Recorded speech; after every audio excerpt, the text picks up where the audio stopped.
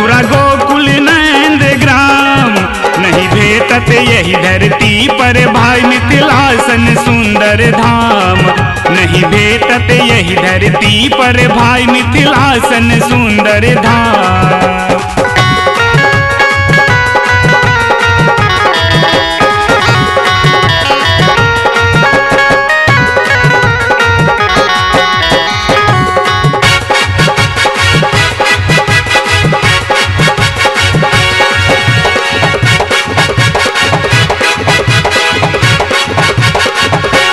जनक नंदनी सिया धिया धाम पुनौरा के चूनल, धाम पुनौरा के चूनल।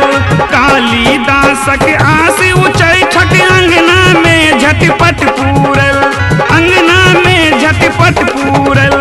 शंकर बनिएला शिव शंकर, शंकर बनिएला शिव शंकर।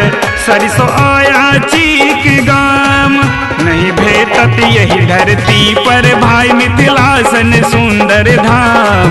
नहीं भेटत यही धरती पर भाई मिथिलासन सुंदर धाम।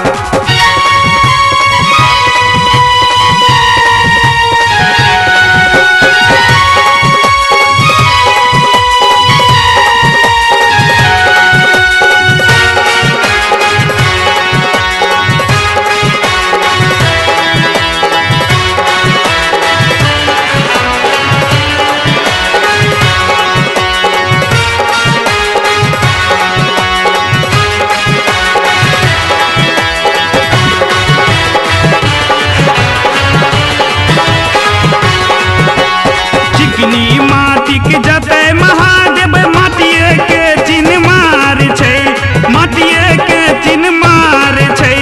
भद्रकाली सखरा श्यामा तारा माई तैयार छै, तारा माई तैयार छै। पूर्व में कोसी पश्चिम गंडक, पूर्व में कोसी पश्चिम गंडक।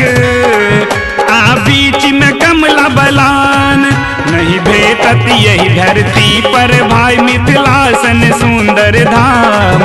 नहीं भेटत यही धरती पर भाई मिथिलासन सुंदर धाम।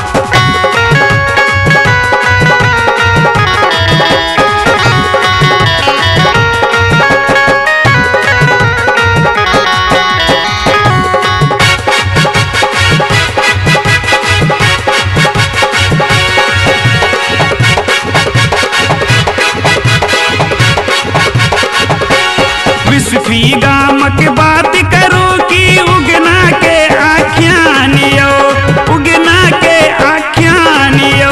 विद्यापति सन सुकवि के अंगना साजल पानी मखानियो, साजल पानी मखानियो। श्री श्री कन्हैया लाल करैया, श्री श्री कन्हैया लाल करैया। यही माटी के कोटि प्रणाम, नहीं भेटत यही धरती पर भाई मिथिलासन सुंदर धाम। नहीं भेटत यही धरती पर भाई मिथिलासन सुंदर धाम। घूमियाऊ पुष्कर आकाशी, मथुरा गोकुल नंद ग्राम।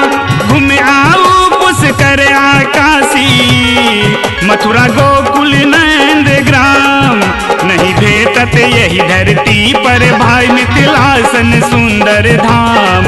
नहीं भेटत यही धरती पर भाई मिथिलासन सुंदर धाम।